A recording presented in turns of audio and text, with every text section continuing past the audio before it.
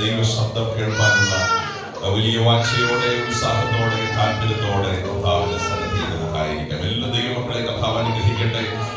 രണ്ട് പദങ്ങളാണ് നമ്മൾ ചിന്തിച്ചു തുടങ്ങിയത്. യേശു ക്രിസ്തുവിന്റെ വെളിപ്പാട്. വളരെ മനോഹരമായ രണ്ട് പദങ്ങൾ എഴുതിക്കൊണ്ടാണ് ദൈവത്തിന്റെ സ്തോത്രം തന്റെ ദാസനായ യോഹന്നാൻ വെളിപ്പാട് പുസ്തകം ആരംഭിക്കുന്നത്. കഴിഞ്ഞ ചൊവ്വാഴ്ച ചിന്തിച്ചപ്പോൾ വെളിപ്പാട് പുസ്തകം എഴുതുവാനുള്ള കാരണങ്ങൾ, അതിന്റെ ഉദ്ദേശങ്ങളൊക്കെ നമ്മൾ ചിന്തിപ്പാനിടയായി. ദൈവസഭയുടെ ഭാവി എന്തെന്ന്, ദൈവമക്കളുടെ ഭാവി എന്തെന്ന് നന്നായി വിവരിക്കുന്ന ഒരു അനുഗ്രഹിക്കപ്പെട്ട പുസ്തകത്തെ കുറിച്ച് നമ്മുടെ കഴിഞ്ഞ ദിവസങ്ങളിൽ ചിന്തിപ്പാനിടയായി. നമ്മുടെ നാളെ ആരാകും, ഈ ലോകത്ത് എന്തൊക്കെ സംഭവിക്കും, കർത്താവിന്റെ വരവ് എപ്പോൾ നടക്കും എന്നുള്ള വിഷയങ്ങളെ ആസ്പദമാക്കി അധികം വൈകാതെ വെളിപ്പെടാൻ പോകുന്ന 1000 ആണ്ട് വാഴ്ച, 7 വർഷത്തെ എതിർ ക്രിസ്തുവിന്റെ ഭരണം, ദൈവത്തിന്റെ സ്തോത്രം, അതിനുശേഷം കാന്തയായ മണവാട്ടിയായി സ്വർഗത്തിൽ നിറങ്ങി വരുന്ന ഒരു അനുഗ്രഹിക്കപ്പെട്ട പട്ടണം, ഈ പട്ടണത്തെ ഒക്കെ നന്നായി വിവരിക്കുന്ന ഒരു അനുഗ്രഹിക്കപ്പെട്ട പുസ്തകമാണ് വെളിപ്പാട് പുസ്തകം എന്ന് പറയുന്നത്. യേശു ക്രിസ്തുവിന്റെ മാർവോട് ഏറ്റവും അധികം ചേർന്ന് കിടന്ന യോഹന്നാനെ ഒരു പുതിയ വെളിപ്പാട് നൽകി, ഒരു പുതിയ തലത്തിലേക്ക്, ചിന്താ തലത്തിലേക്ക് ദൈവത്തിന്റെ ആത്മാവ് നയിക്കുകയാണ്. യേശുവിന്റെ കൂടെ 3.5 വർഷം നടന്ന അനുഭവജ്ഞാനമുള്ള, എക്സ്പീരിയൻസ് ഉള്ള ഒരു ദൈവമനുഷ്യൻ, യേശുവിന്റെ ഹൃദയത്തോട്, മാറോട് ചേർന്ന് കിടന്ന ആ പൾസ് നന്നായി അറിയാവുന്ന ഒരു വ്യക്തി, ശുശ്രൂഷയിൽ കൂട്ടാവകാശിയായി ഒരുമിച്ച് ശുശ്രൂഷകളെ സംബന്ധിച്ച് 3.5 വർഷം കൂടെ നടന്ന യോഹന്നാൻ ഇതുവരെ കാണാത്തൊരു യേശുവിനെ പത്മോസിൽ കാണുകയാണ്. അതാണ് ഈ പുസ്തകത്തിന്റെ ഇതിവൃത്തം എന്ന് പറയുന്നത്. ശ്രദ്ധിച്ച് കേൾക്കണമേ. 3.5 വർഷം കൂടെ നടന്നിട്ടും കാണാത്ത ഒരു യേശുവിനെ, 3.5 വർഷം സ്റ്റേജുകളിൽ, ശുശ്രൂഷയിൽ ദൈവത്തിന്റെ സ്തോത്രം അത്ഭുതങ്ങളെ ചെയ്ത, വീര്യങ്ങളെ പ്രവർത്തിച്ച്, മരിച്ചവരെ ഉയർപ്പിച്ച്, രോഗികളെ സൗഖ്യമാക്കി ശുശ്രൂഷയിൽ മുന്നോട്ട് പോയ ഒരു യേശുവിന്റെ കാണാത്ത മുഖം പത്മോസിൽ യോഹന്നാൻ കാണുകയാണ്. ദൈവത്തിന്റെ സ്തോത്രം ചെയ്യുകയാണ്. പുനരുദ്ധാനം ചെയ്ത്, കല്ലറയെ ഭേദിച്ച്, പാതാളത്തെ, മരണത്തെ ജയിച്ച്, മരണത്തിന്റെ താക്കോൽ എന്റെ കയ്യിലുണ്ട് എന്ന് പറഞ്ഞ് ഗലീല പുരുഷന്മാരെ, നിങ്ങൾ ആകാശത്തേക്ക് നോക്കി നിൽക്കുന്നത് എന്ത്? ഇന്ന് നിങ്ങളെ വിട്ട് പിരിഞ്ഞ ഈ യേശു അവൻ പോയതുപോലെ മടങ്ങി വരുമെന്ന് ദൂതന്മാർ വിളിച്ചു പറഞ്ഞ ഈ യേശു, ദൈവത്തിന്റെ സ്തോത്രം, അന്നൊന്നും കാണാത്ത ഒരു മുഖം പത്മോസിൽ ആദ്യമായി യോഹന്നാൻ കാണുകയാണ്. കഴിഞ്ഞ ദിവസം നമ്മൾ ചിന്തിച്ചു, മാറത്ത് പൊൻകച്ച കെട്ടിയ 7 നിലവിളക്കിന്റെ നടുവിൽ നിൽക്കുന്ന ഒരു തേജോമയനായ ഒരു രൂപം ആദ്യമായി യോഹന്നാൻ കാണുകയാണ്. ഇതുവരെ കാണാത്ത, ഇതുവരെ തിരിച്ചറിയാത്ത, ഇതുവരെ മനസ്സിലായിട്ടില്ലാത്ത, ഇതുവരെ അനുഭവിച്ചറിഞ്ഞിട്ടില്ലാത്ത ഒരു ദൈവ സാന്നിധ്യം അവിടെ വെളിപ്പെടുവാനിടയായി. ഞാൻ ഇന്ന് കഴിഞ്ഞ ദിവസം നിങ്ങളോട് ഓർപ്പിച്ചു, നമ്മുടെ എക്സ്പീരിയൻസ് അല്ല ഇതിനകത്ത് വിഷയം. ദൈവത്തിന്റെ സ്തോത്രം, എത്ര വർഷമായി ഈ സഭയിൽ വന്നു എന്നുള്ളതല്ല നമ്മുടെ ചിന്താ വിഷയം. അതൊക്കെ നല്ല കാര്യം തന്നെ. അനുഭവങ്ങൾ പറയുന്നത്, പാരമ്പര്യം പറയുന്നതൊക്കെ നല്ലത് തന്നെയാണ്. പക്ഷെ ഇതുവരെ കാണാത്ത ഒരു മുഖം, ഇതുവരെ അറിയാത്ത ഒരു വ്യക്തിത്വം, ഇതുവരെ തിരിച്ചറിയാത്ത ഒരു ദൈവ സാന്നിധ്യം നമ്മുടെ ജീവിതത്തിൽ തിരിച്ചറിയുന്നതാണ് നമ്മുടെ ഏറ്റവും വലിയ ഭാഗ്യം എന്ന് പറയുന്നത്. ഇതുവരെ മനസ്സിലാക്കിയിട്ടില്ലാത്തൊരു ഗ്ലോറി, ഒരു മഹത്വം ആദ്യമായി ഈ യേശുവിനെ കുറിച്ചുള്ള മഹത്വം തന്റെ ഹൃദയത്തിൽ വരികയാണ്. ഈ യേശുവിന്റെ രൂപം നന്നായി വർണ്ണിച്ചാണ് ഒന്നാമത്തെ അധ്യായത്തിൽ എഴുതിയിരിക്കുന്നത്. അവിടെ എഴുതിയിരിക്കുന്ന ഒരു പദം ഇങ്ങനെയാ: അവനെ കണ്ടിട്ട് ഞാൻ മരിച്ചവനെ പോലെ അവന്റെ കാൽക്കൽ വീണു. ഒന്നുകൂടെ ഞാൻ പറയുക, അവനെ കണ്ടിട്ട് മരിച്ചവനെ പോലെ ഞാൻ അവന്റെ കാൽക്കൽ വീഴുവാനിടയായി തീർന്നു. ദൈവത്തിന്റെ സ്തോത്രം. ഞാൻ പറയുന്ന എത്ര പേർക്ക് മനസ്സിലാകുന്നുണ്ട്? ദൈവത്തിന്റെ സ്തോത്രം. അവനെ കണ്ടിട്ട് ഞാൻ മരിച്ചവനെ പോലെയായി. അവനെ കണ്ടിട്ട് ഞാൻ മരിച്ചവനെ. കാരണം ഈ രൂപം വ്യത്യസ്തമായ ഒരു രൂപമാണ്, ഈ ഭാവം വ്യത്യസ്തമായ ഒരു ഭാവമാണ്, ഈ ശൈലി വ്യത്യസ്തമായ ഒരു ശൈലിയാണ്. ആ ശബ്ദത്തെ കുറിച്ച് ബൈബിൾ പറയുന്നു, പെരുവെള്ളത്തിന്റെ ഇരച്ചിൽ പോലെ. ആ കണ്ണുകളെ കുറിച്ച് ബൈബിൾ പറയുന്നു, അഗ്നിജ്വാലയ്ക്കൊത്ത കണ്ണുള്ള പോലെ. ദൈവത്തിന്റെ സ്തോത്രം. ഒരു മഹാനാദവന്റെ പുറകിൽ ഞാൻ കേൾക്കുവാനിടയായി തീർന്നു. ആ മഹാനാദം എന്തെന്ന് കാണേണ്ടതിന് ഞാൻ തിരിഞ്ഞു നിന്നു. ദൈവത്തിന്റെ സ്തോത്രം. അവിടെ കണ്ടൊരു കാഴ്ച, അത് വർണ്ണിക്കാൻ കഴിയുന്നതല്ല. മാനുഷികമായ ശബ്ദം കൊണ്ടോ, മാനുഷികമായ ഭാഷ കൊണ്ടോ വ്യാഖ്യാനിക്കാൻ കഴിയാത്ത ഒരു തേജസ് ആദ്യമായി യോഹന്നാൻ എന്ത് ചെയ്യുകയാണ്? പ്രിയ ദൈവമക്കളെ, ആരാധനയിൽ നമ്മൾ കാണുന്നത് ഈ മഹത്വമാണ്. വചന ശുശ്രൂഷയിൽ നമ്മൾ കാണുന്നത് ഈ മഹത്വമാണ്. ഇതുവരെ നമ്മൾ അറിയാത്ത ഒരു മഹത്വത്തെ, ഇതുവരെ നമ്മൾ കണ്ടിട്ടില്ലാത്ത ഒരു രൂപത്തെ, ഇതുവരെ നമ്മൾ തിരിച്ചറിയാത്ത ഒരു തേജസ്സിനെ അനുഭവിച്ചറിയുന്നതാണ് ആരാധന എന്ന് പറയുന്നത്. ഈ യോഹന്നാൻ എന്നൊരു ദൈവമനുഷ്യനെ കുറിച്ച് ചരിത്ര പുസ്തകങ്ങൾ നമ്മൾ വായിക്കുന്നത് ഇന്നത്തെ ടർക്കി എന്ന രാജ്യത്ത് ഉൾപ്പെട്ടു നിൽക്കുന്ന വെളിപ്പാട് പുസ്തകത്തിലെ 7 സഭകൾ ഇല്ലേ? എഫെസോസ് തുടങ്ങി സ്മുർന, തുയതൈരിയ, ഫിലദൽഫിയ, സാർദീസ് എന്നൊക്കെ നമ്മൾ വായിക്കുന്ന 7 സഭകൾ, വെളിപ്പാട് പുസ്തകത്തിലെ 7 സഭകൾക്ക് ഒരു ഓവർസിയറായി, ഒരു ബിഷപ്പായി പ്രവർത്തിച്ച ഒരു ദൈവദാസന, ഒരു സഞ്ചാര ശുശ്രൂഷകന, ഇവിടെയൊക്കെ പോയി സഭകളെ ഉറപ്പിക്കുന്നതിൽ, വചനം പ്രസംഗിക്കുന്നതിൽ അഗ്രഗണ്യനായിരുന്ന, രാജാക്കന്മാരുമായി വളരെ അടുത്ത ബന്ധമുണ്ടായിരുന്ന, ദൈവത്തിന്റെ സ്തോത്രം, ഒരു പബ്ലിക് ഫിഗർ ആയിരുന്നു യോഹന്നാൻ എന്ന് പറയുന്നത്. ദൈവത്തിന്റെ സ്തോത്രം ചെയ്യുക. നിങ്ങൾ ശ്രദ്ധിച്ചു കേൾക്കണമേ, ഈ യോഹന്നാനെ ദൈവം ആ കാലഘട്ടത്തിൽ ശക്തമായി എടുത്ത് ഉപയോഗിക്കുക. പക്ഷേ ഒറ്റപ്പെട്ട് വാർദ്ധക്യത്തിൽ ഏകദേശം 93 വയസ്സ് കഴിഞ്ഞ ഒരു പ്രായത്തിൽ ഒറ്റപ്പെട്ട്, ദൈവത്തിന്റെ സ്തോത്രം, യോഹന്നാൻ ഈ തടവറയിലേക്ക്, പത്മോസിലേക്ക് വരുമ്പോൾ എഫെസോസിൽ ഉള്ളതുപോലെ ഒരു കൂട്ടായ്മ അവിടെ ഇല്ല, സർദീസിൽ ഉള്ളതുപോലെ ഒരു കൂട്ടായ്മ അവിടെ ഇല്ല, പെർഗമോസിൽ ഉള്ളതുപോലെ ഒരു ആരാധന അവിടെ ഇല്ല, കൂടെ നിന്ന് ആരാധിക്കാൻ കൊയറില്ല, പ്രാർത്ഥിച്ച് സഹായിപ്പാൻ ദൈവമക്കളില്ല, ഒറ്റപ്പെട്ട ഒരു അനുഭവം. പക്ഷേ ഞാൻ ദൈവമക്കളോട് ഒരു കാര്യം പറയാം, അന്ന് ആ പത്മോസിൽ അനുഭവിച്ച ദൈവ തേജസ് ഇതുവരെ ഒരു ഹോളിലും ലഭിക്കാത്ത ദൈവത്തിന്റെ തേജസ്സായിരുന്നു. എത്ര പേർക്ക് ഞാൻ പറയുന്ന മനസ്സിലാകുന്നുണ്ട്? ഇതുവരെ കാണാത്ത ഒരു യേശുവിനെ, ഇതുവരെ പ്രസംഗത്തിൽ തിരിച്ചറിയാത്ത ഒരു യേശുവിനെ, ഇതുവരെ ഒരു പുൾപിറ്റിലും മനസ്സിലാകാത്ത ഒരു യേശുവിന്റെ തേജസ്. യോഹന്നാനോട് നിങ്ങളൊന്ന് ചോദിച്ചേ, എത്ര കൊയറിന്റെ ആരാധന ദൈവദാസനെ അങ്ങ് കണ്ടിട്ടുണ്ട്? എത്രയോ വർഷിപ്പ് ടീം മുന്നിൽ നിന്ന് ആരാധിക്കുന്നത് അങ്ങ് കണ്ടിട്ടുണ്ട്. എത്രയോ സഭകളിൽ വചനം ആധികാരികമായി ശുശ്രൂഷിച്ചിട്ടുണ്ട്, ഉണ്ടെന്നേ ആധികാരികമായി ശുശ്രൂഷിച്ചിട്ടുണ്ട്. പക്ഷേ യോഹന്നാൻ പറയുക, പത്മോസ് എന്ന ദ്വീപിൽ 93 വയസ്സ് കഴിഞ്ഞൊരു പ്രായത്തിൽ ഒറ്റപ്പെട്ടെത്തിയെങ്കിലും കാത്ര ദിവസത്തിൽ ഞാൻ ആത്മവിവശനായി എന്ന് വെച്ചാൽ ആത്മാവിന്റെ തേജസ് ശക്തിയോടെ ആ ശരീരത്തിന്റെ മേൽ ഇറങ്ങി വരുവാനിടയായി തീർന്നു. ഇതാ ആരാധന എന്ന് പറയുന്നത്. ആൾക്കൂട്ടമല്ല അവിടെ വിഷയം, നമ്പറല്ല അവിടെ വിഷയം, ദൈവത്തിന്റെ മഹത്വം ശരീരത്തിൽ വെളിപ്പെടുന്നതാണ് അവിടുത്തെ വിഷയം.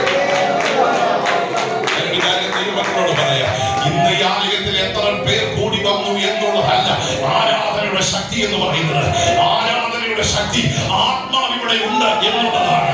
ഞാനൊരു കാര്യം ദൈവമക്കളോട് പറയാം, കീബോർഡ് ഉള്ളത് നല്ലതാ, സൗണ്ട് സിസ്റ്റം ഉള്ളത് നല്ലതാ, ഇതൊക്കെ ശുശ്രൂഷയ്ക്ക് സഹായകമാണ്. പക്ഷെ അതൊന്നുമല്ല ആരാധനയുടെ അടിസ്ഥാനം. ആരാധനയുടെ അടിസ്ഥാനം എന്ന് പറയുന്നത് ആത്മാവിവിടെ ഉണ്ട് എന്നുള്ളതാണ്. ദൈവത്തിന്റെ പരിശുദ്ധാത്മാവിടെയുണ്ട്. The Holy Spirit is here. പരിശുദ്ധാത്മാവിന്റെ സാന്നിധ്യം ഇവിടെയുണ്ട്. കാത്ര ദിവസത്തിൽ ഞാൻ ആത്മവിവശനായി. ചരിത്ര പുസ്തകത്തിൽ നമ്മൾ കാണുന്നത് ഈ 93 വയസ്സുള്ള ഒരു വൃദ്ധനായ ഒരു മനുഷ്യനായതുകൊണ്ട് ഒരു സഹായിയെ കൂട്ടിയാണ് ഗവൺമെന്റ് തടവറയ്ക്കായി പത്മോസിലേക്ക് വിട്ടത്. ഇന്ന് കൈപിടിച്ച് താങ്ങാൻ ഒരു സഹായിയെ കൂട്ടിയാണ് യോഹന്നാനെ പത്മോസിലേക്ക് വിട്ടത്. ദൈവത്തിന് സ്തോത്രം ചെയ്യുക. പക്ഷേ എന്റെ ചിന്തയെ പറയാം, ലൈഫിലെ ഏറ്റവും ബെസ്റ്റ് വർഷിപ്പ് വെളിപ്പെട്ടത് സ്തോത്രം ചെയ്യുക. ഈ ദാനിയേലിനെ കുറിച്ച് പഠിക്കുമ്പോഴും ദാനിയേൽ സിംഹക്കുഴി വീണ ഒരു ദിവസമാണ്. ദൈവത്തിന്റെ സ്തോത്രം. അന്നത്തെ ആരാധനയായിരുന്നു ഏറ്റവും ബെസ്റ്റ് എന്ന് എന്റെ അഭിപ്രായം. കാരണം ദൂതന്മാരുമായിട്ടായിരുന്നു എന്ത് ഒന്നുമില്ല. സ്തോത്രം. രാജാവിന്റെ ഉറക്കം പോയി, ഇട്ടാണ് ഉറക്കം പോയി, വിധി എഴുതിയാണ്ട് ഉറക്കം പോയി. പക്ഷേ രാജാവിനോട് അധികാരത്തോടെ ദാനിയേൽ പറയുന്ന ഒരു പ്രവചന ദൂതുണ്ട്, അങ്ങ് വിഷമിക്കണ്ട, ഇന്നലെ രാത്രി ദൈവത്തിന്റെ ദൂതന്മാർ എനിക്ക് കേടുവരാതിരിക്കേണ്ടതിന് സിംഹങ്ങളുടെ വായ അടച്ചു. അവിടെ ആരിറങ്ങി? അവിടെ പാസ്റ്റർ വന്നെന്നല്ല, അവിടെ ആരിറങ്ങി? ദൈവത്തിന്റെ ദൂതന്മാർ നേരിട്ടിറങ്ങി വരുവാനിടയായി. ചില പത്മോസുകളാണ് നമ്മുടെ ആരാധന ശൈലികൾ തന്നെ. എന്ത് സ്തോത്രം. എനിക്ക് തോന്നുന്നു ഈ ആരാധനയെ നിർണയിക്കുന്ന കാര്യത്തിൽ നമ്മുടെ സാഹചര്യങ്ങൾക്ക് ഒരു വലിയ പങ്കുണ്ടെന്ന് എന്റെ വിശ്വാസം. സ്തോത്രം. വലിയ ആരാധനയൊന്നും വെളിപ്പെട്ടില്ലെങ്കിൽ ഓർത്തോണം, വലിയ കുഴപ്പമൊന്നും ഇല്ലാതാണ്. വലിയ പ്രശ്നമൊന്നും, ഇച്ചിരി കണ്ണുനീരും ഒക്കെ ഉണ്ടെങ്കിൽ ഓർത്തോണം, എന്തൊക്കെയോ വിഷയങ്ങൾ. ഹലോ, സാഹചര്യങ്ങൾ നമ്മുടെ ആരാധനയുടെ ശൈലിയെ മാറ്റും. സ്തോത്രം. നമ്മുടെ മുഖഭാവം മാറ്റും. നമ്മളറിയാതെ കരഞ്ഞു പോകും, നമ്മുടെ ഹൃദയം അറിയാതെ തകർന്നു പോകും. അങ്ങല്ലാതെ എന്നെ സഹായിക്കാൻ വേറെ ആരുമില്ല എന്നൊരു ഭാവം ഉള്ളിൽ വരുമ്പോ അന്യഭാഷയിലൊക്കെ നിറഞ്ഞ് ആരാധിച്ചിട്ട് എത്ര കാലമായി? നിങ്ങളുടെ കൂടെ ഉണ്ടോ? സ്പന്ദിക്കുന്ന ഒരു തലമുറ ഇതിനകത്ത് എഴുന്നേൽക്കണം. അത് നമ്മുടെ ഒരു സംസ്കാരമാകണം, അതൊരു കൾച്ചറായി തീരണം, അത് നമ്മുടെ ജീവിതത്തിന്റെ ഒരു ഭാഗമായി തീരണം. ശ്രദ്ധിക്കണം, ഒറ്റപ്പെട്ടതോ പത്മോസിൽ ചെന്നതോ കൊയറില്ലാത്തതോ ഒന്നും ആരാധനയ്ക്ക് ഒരു തടസ്സമാണ്. സൗണ്ട് സിസ്റ്റം ഇല്ലാത്തതും കൊയർ ആരാധനയ്ക്കൊരു കർത്തൃ ദിവസത്തിൽ ആത്മവിവശരായി. I was moved in the spirit എന്നാണ് മൂലഭാഷയിൽ കൊടുത്തിരിക്കുന്നത്. ആത്മാവ്, ആ പദം നിങ്ങൾ ശ്രദ്ധിച്ച്, moved in the spirit. ആത്മാവ് കൺട്രോൾ ചെയ്യാൻ തുടങ്ങി. ഓരോ മൂവ്മെന്റ്, ഓരോ ചലനങ്ങളെ ആര് നിയന്ത്രിക്കാൻ തുടങ്ങി? കയ്യടിയും അന്യഭാഷയും സ്വോത്രവും നാവിനെയും ഒക്കെ ആര് നിയന്ത്രിക്കണം? ഇതാ ആരാധന.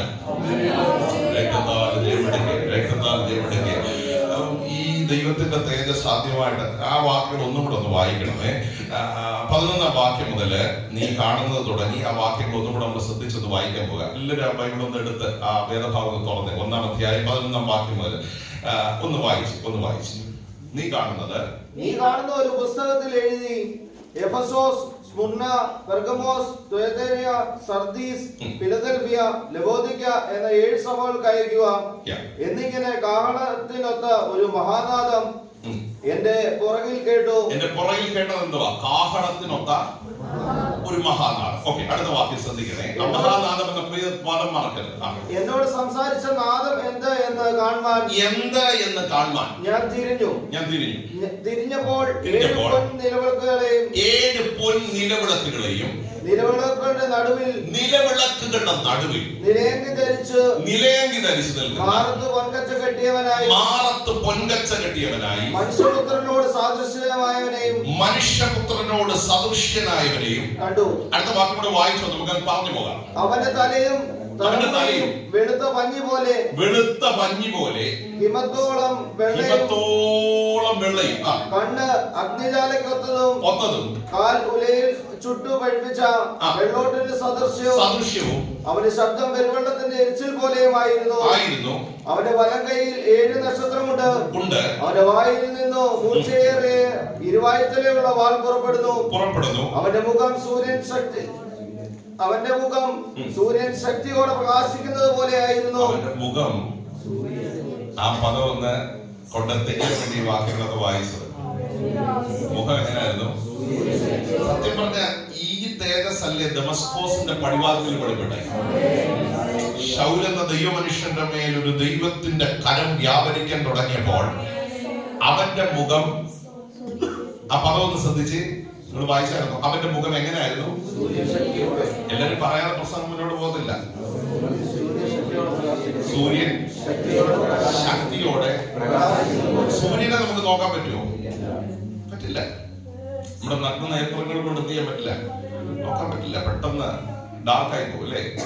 പക്ഷെ സൂര്യൻ ശക്തിയോടെ പ്രകാശിക്കുന്നത് പോലെ നിങ്ങൾ ശ്രദ്ധിച്ച്, ഇതുവരെ കാണാത്ത ഒരു രൂപം, ഇതുവരെ കാണാത്ത ഒരു ഭാവം.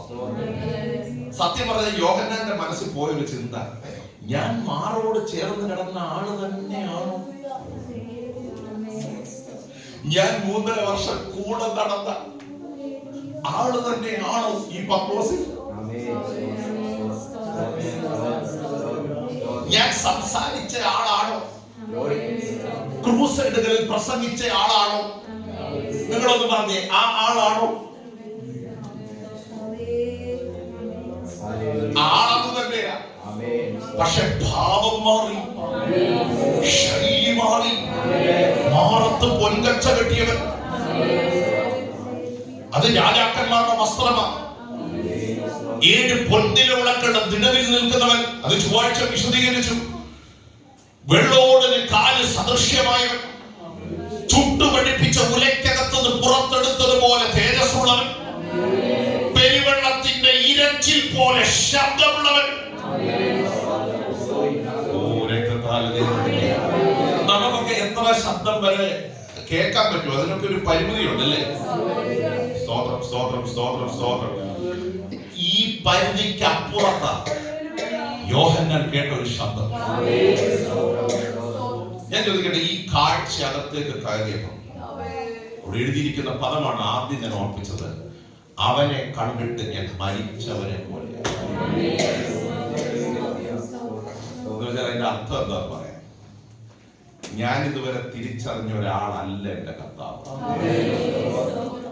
എന്റെ ബുദ്ധിക്കപ്പുറത്ത്, എന്റെ ചിന്തകൾക്കപ്പുറത്ത്, എന്റെ ആലോചനകൾക്കപ്പുറത്ത്, എന്റെ വികാരങ്ങൾക്കപ്പുറത്ത്. ഓ സ്തോത്രം, സ്തോത്രം, സ്തോത്രം. ഈ വെളിപ്പാടകത്ത് കയറിയാൽ നമ്മുടെ ഇരിപ്പ് മാറും,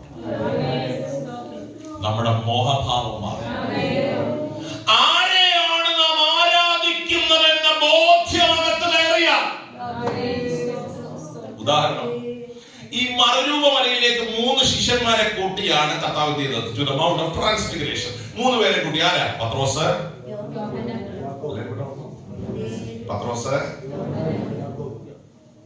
ഓർഡറിലും പറഞ്ഞോ, യാക്കോബ്, അങ്ങനെ ബൈബിളിലൊക്കെ ഉണ്ടോ? പത്രോസ്. കഴിഞ്ഞ ദിവസം സംസാരിച്ചുകൊണ്ട് വിശദീകരിക്കാൻ ആഗ്രഹിക്കുന്നില്ല. ഒരു ഇന്നർ ടീം കർത്താവിനുണ്ടായിരുന്നു, 12 പേര്. പത്രോസ്, യാക്കോബ്, യോഹന്നാൻ. അതൊരു ഇന്നർ ടീമാ. ഇവരെ കൂട്ടിയാണ് മറുരൂപമലയിലേക്ക് കർത്താവ് പോയത്. നമുക്ക് ആ ചരിത്ര ഭാഗം അറിയാം. ഈ മറുരൂപമലയിൽ ചെന്നപ്പം ഭൂമിയിൽ ഒരു അലക്കുകാരനും അലക്കി വെളുപ്പിക്കാൻ കഴിയാത്ത നിലയിൽ അവന്റെ വസ്ത്രം ശോഭയുള്ളതായി മാറി. വായിച്ചിട്ടുണ്ടോ? ഉണ്ട്. അവന്റെ വസ്ത്രം എന്തായി മാറി? ആ വാക്ക് ശ്രദ്ധിക്കണം. ഭൂമിയിൽ ഒരു അലക്കുകാരനും അലക്കി വെളുപ്പിക്കാൻ, ഒരു ഉജാലയ്ക്കും വെളുപ്പിക്കാൻ കഴിയാത്ത വെളുപ്പ് ആരുടെ ശരീരത്തിൽ വ്യാപരിച്ചു. സ്തോത്രം.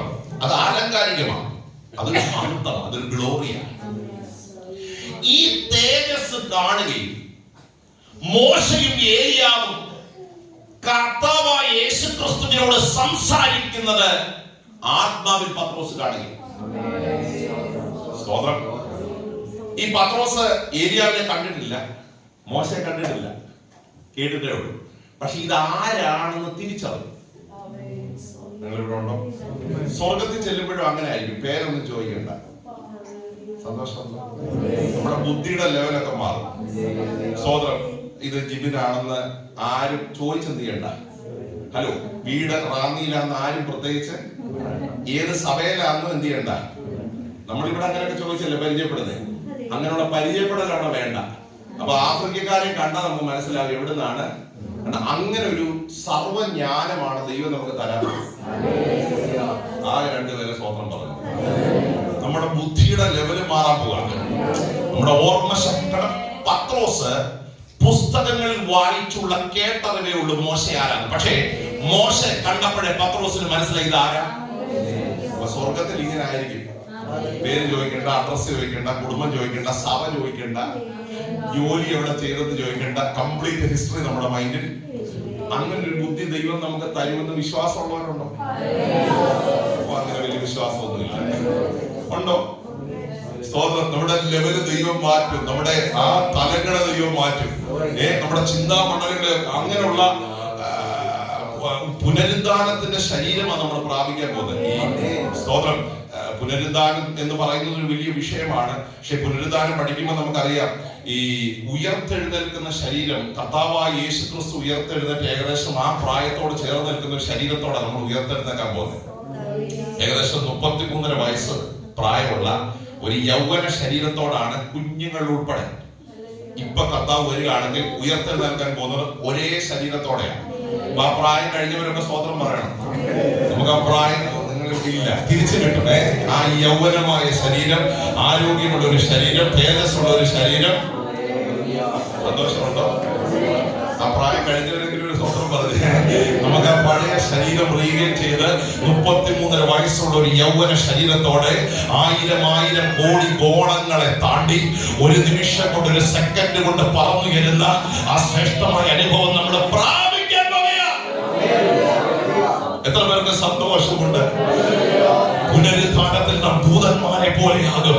ആ ശരീരം പ്രാപിച്ച്, വിണ്മയ ശരീരം പ്രാപിച്ച്, രോഗമില്ലാത്ത, കഷ്ടമില്ലാത്ത, ചുളിവില്ലാത്ത, വേദനയില്ലാത്ത, കണ്ണുനീരില്ലാത്ത ഒരു ദൈവത്തിന് ആരോഗ്യമുള്ള തേജസ്സേറിയ പുനരുദ്ധാനത്തിന്റെ ശരീരം പ്രാപിച്ച് കോടി കോടി ഗോളങ്ങളെ താണ്ടി അധികം വൈകാതെ നാം പറന്നുയരാൻ പോവുകയാണ്.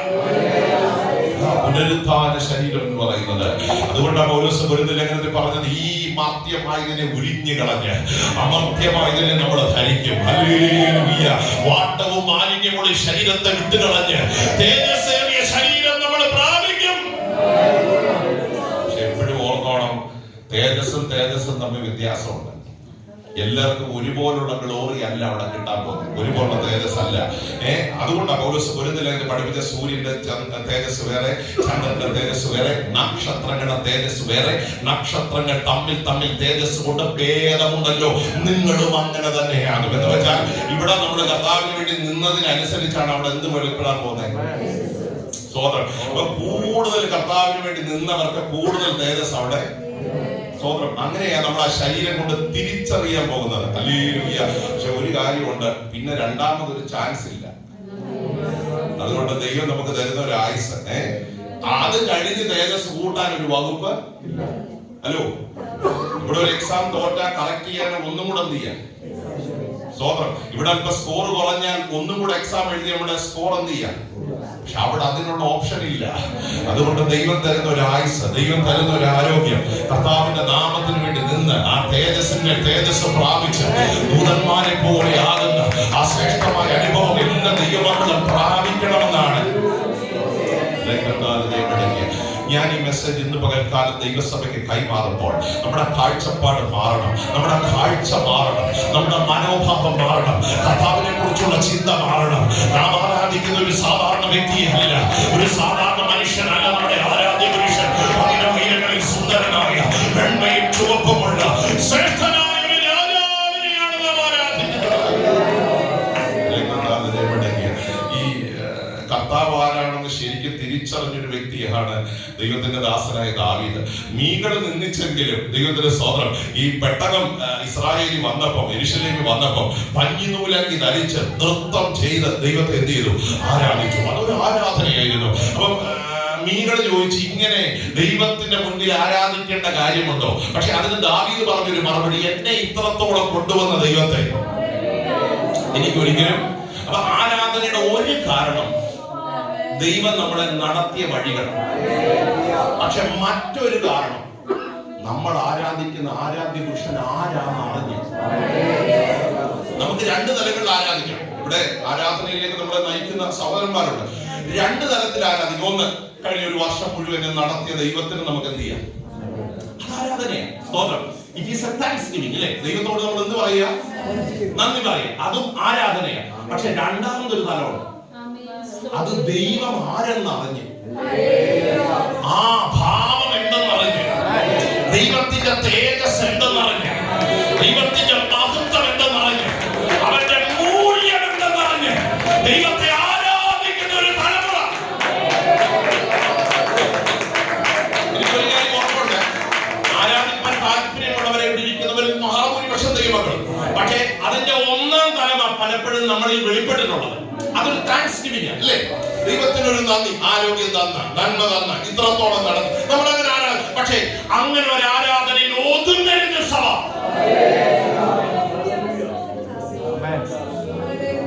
ഇന്നത്തെ സഭകൾക്ക് പറ്റിയ ഒരു വിഷയം, നമ്മൾ അതിനകത്തത് രണ്ടാമത്തെ ഒരു തലമുണ്ട്. ആ തലം എന്ന് പറയുന്നത് അവൻ ആരെന്നറിഞ്ഞ്.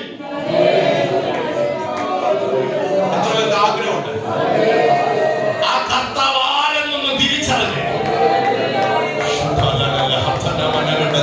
ചില കാഴ്ചപ്പാടുകളെ ഇന്ന് പകൽ ദൈവം പൊളിച്ചെടുക്കട്ടെ. ചില ചിന്താ മണ്ഡലങ്ങളെ ദൈവത്തിന്റെ ആത്മാവ് രൂപപ്പെടുത്തിയെടുക്കട്ടെ. ഇന്ന് പകൽ ദൈവത്തിന്റെ സ്തോത്രം. ചില ശരീരങ്ങൾക്കകത്ത് ദൈവമഹത്വം കർത്താവ് വ്യാപരിപ്പിക്കട്ടെ. ഓ, ദൈവത്തെ ആഴമായി അറിയുക.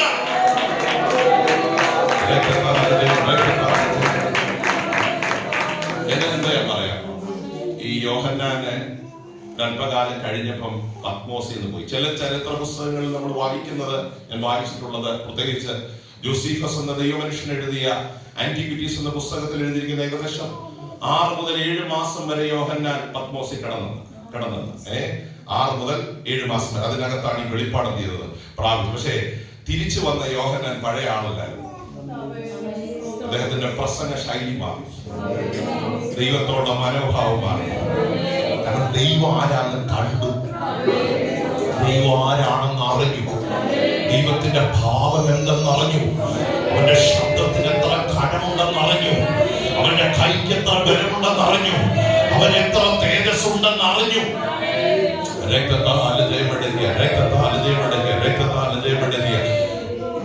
നമ്മുടെ കാഴ്ചപ്പാടുകൾ മാറിയാൽ നമ്മുടെ ദൈവത്തോടുള്ള മനോഭാവം രക്തത്താൽ ജയമെടുക്കുക. ശ്രദ്ധിക്കണം, എനിക്ക് തോന്നുന്നു ഈ മരിച്ചുയർത്തെഴുന്നതിന് ശേഷവും അല്ല കർത്താവിന്റെ ജീവിതകാലത്തും അതിനുശേഷവും ശരിക്കും കർത്താവിന്റെ വിശ്വരൂപം ആദ്യമായി കണ്ട ഒരു വ്യക്തി യോഹന്നാൻ തന്നെയാണ്. മറുരൂപമലയിലും ആ തേജസ് കണ്ടു, പക്ഷെ ഇത്ര ആഴമായിട്ടല്ല. പക്ഷെ ഈ തേജസ് കണ്ടു കഴിഞ്ഞപ്പം പത്രോസിന്റെ അകത്തൊരാഗ്രഹം. ശ്രദ്ധിച്ച്, ഈ പത്രോസ് എപ്പോഴും അല്ല, പത്രോസ് മാത്രമല്ല, ശിഷ്യന്മാർ എപ്പോഴും ഈ താഴെ കർത്താവിന്റെ കൂടെ യാത്ര ചെയ്യുമ്പോൾ ശുശ്രൂഷ ചെയ്യുമ്പോൾ ചോദിക്കുന്ന ഒരു ചോദ്യം ഉണ്ടായിരുന്നു. ഞങ്ങളെല്ലാം വിട്ടു നിന്നെ അനുഗമിച്ചു, ഞങ്ങൾക്ക് എന്തോ, നിങ്ങൾ ആ വാക്യം വായിച്ചിട്ടുണ്ടോ? ഞങ്ങളെല്ലാം വിട്ട് ഈ എന്തോ കിട്ടുമെന്നൊരു ചിന്ത ഉള്ളത് കൊണ്ടാണ് നമ്മുടെ ഈ മുഖത്തൊക്കെ ഒരു വാട്ടം. പലപ്പോഴും നമ്മുടെ അകത്ത് നിങ്ങളിവിടെ ഉണ്ടോ? ഞങ്ങൾക്ക് എന്തോ കിട്ടും. കർത്താവിന് സ്ട്രൈറ്റ് ആൻസർ ഒന്നും പറഞ്ഞില്ല. പക്ഷെ ഈ തേജസ് കണ്ടു കഴിഞ്ഞപ്പോൾ ഈ പത്രോസ് ഈ ചിന്തയൊക്കെ വിട്ടു.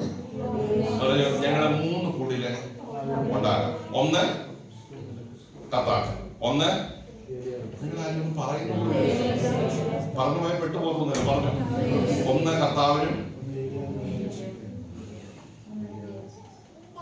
എന്റെ ദൈവാസന്മാരുണ്ട് പുസ്തക സമയം കൂടെ ചിലർക്ക് തലേന്ന് രാജപാസ എന്നോട് ചോദിക്കരുത്, എനിക്ക് ഇതുമായിട്ട് യാതൊരു ബന്ധവുമില്ല. അങ്ങനെയാണ്. ഒന്ന് കർത്താവിനും ഒന്ന് മോശയ്ക്കും ഒന്ന് ഏലിയാവിനും. പത്രോസേ, നിനക്ക് വേണ്ടേ? വേണോ? താഴെ എന്തോ ചോദിച്ചോണ്ടിരുന്നത്, എനിക്കെന്തോ എല്ലാം വിട്ട് കർത്താവിനെ. ഹലോ, ഇപ്പൊ അവരുടെ കാര്യം അവര് മറന്നു. ഒന്ന് മോശയ്ക്കും ഒന്ന് ഏലിയാവിനും ഒന്ന് അങ്ങയ്ക്കും. അപ്പൊ നിങ്ങളോ? അത് ഞങ്ങൾ അതിനകത്തൊക്കെ മറന്നോളാം. അവരുടെ കാര്യം അവര് ഈ തേജസ് അകത്ത് കയറിയ നമ്മുടെ എല്ലാം വിടുന്നു. പിന്നെ ആരെ ഉള്ളു? ആരെ മുകളിലുണ്ട്? ആരാധനയുടെ മതത്തിൽ ഇറങ്ങി നമ്മുടെ വിഷമവും നമ്മുടെ വേദന അകത്തിരിക്കുന്ന ടെൻഷനും ഒക്കെ മാറും. പിന്നെ ആരെ അകത്തുള്ളൂ? നമ്മുടെ അല്പ നിമിഷങ്ങളിലൂടെ ആരാധിക്കാൻ പോകും. പിന്നെ ആരെ അകത്തുള്ളൂ? അങ്ങനെ ഒന്ന് ആരാധിക്കാൻ മനസ്സുള്ള എത്ര പേരുണ്ട്? ആ ഒരു ആരാധന ഇന്ന് മുതൽ ഈ ഹോളിൽ വെളിപ്പെടുമ്പോൾ ദൈവത്തിന്റെ തേജസ് ചില ഹൃദയങ്ങൾക്കകത്ത് വ്യാപരിച്ച് മറക്കാനാകാത്ത ഒരു ആരാധനയായി ഇന്ന് മുതൽ ആരാധന വെളിപ്പെടണം. ദൈവത്തിന്റെ ശബ്ദം ഈ ഹോളിൽ വെളിപ്പെടണം. ദൈവത്തിന്റെ മഹത്വം ഈ ഹോളിൽ വെളിപ്പെടണം.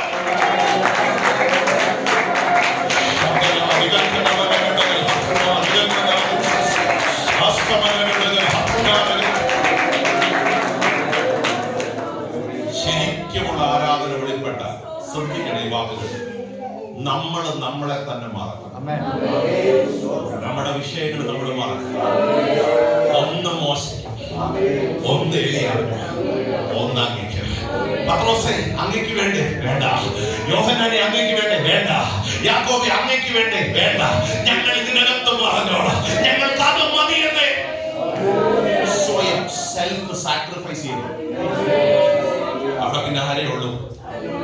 ഇന്ന് പകൽ നന്ദിയുള്ള ഹൃദയത്തോടെ നമ്മൾ ഈ വർഷം മുഴുവൻ ആരാധിച്ചു. പക്ഷെ രണ്ടാമത്തെ തലം കർത്താവ് ആരെന്നാണ്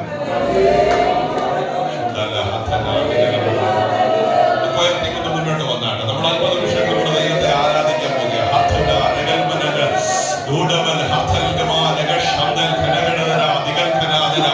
ഓ, 50 നിമിഷങ്ങൾ ആത്മാവിൽ നിന്ന് ആരാധിച്ചു തുടങ്ങിയാണ്. ആത്മാവിൽ നിന്ന് ആരാധിച്ചു തുടങ്ങിയാണ്. എല്ലാവർക്കും ദൈവസന്നിധിയിൽ എഴുന്നേറ്റ് നിൽക്കാം. അനാവുകൾ തുറന്ന് 50 നിമിഷങ്ങൾ ദൈവത്തെ ഒന്ന് ആരാധിക്കാൻ പോകുകയാണ്.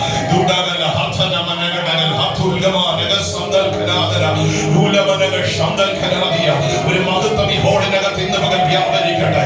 ദൈവത്തിന്റെ തേജസ് അത്യന്ത ശക്തിയോടെ മൺപാത്രങ്ങളിൽ വ്യാപരിക്കട്ടെ. ചില നാളുകളെ ദൈവത്തിന്റെ ആത്മാവ് ഇന്ന് പകൽ ഏറ്റെടുക്കട്ടെ.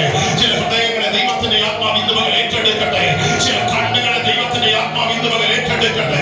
ചില ബുദ്ധി മണ്ഡലങ്ങളെ ദൈവത്തിന്റെ ആത്മാവ് ഇന്ന് പകൽ ഏറ്റെടുക്കട്ടെ. ചില പ്രാർത്ഥിക്കട്ടെ.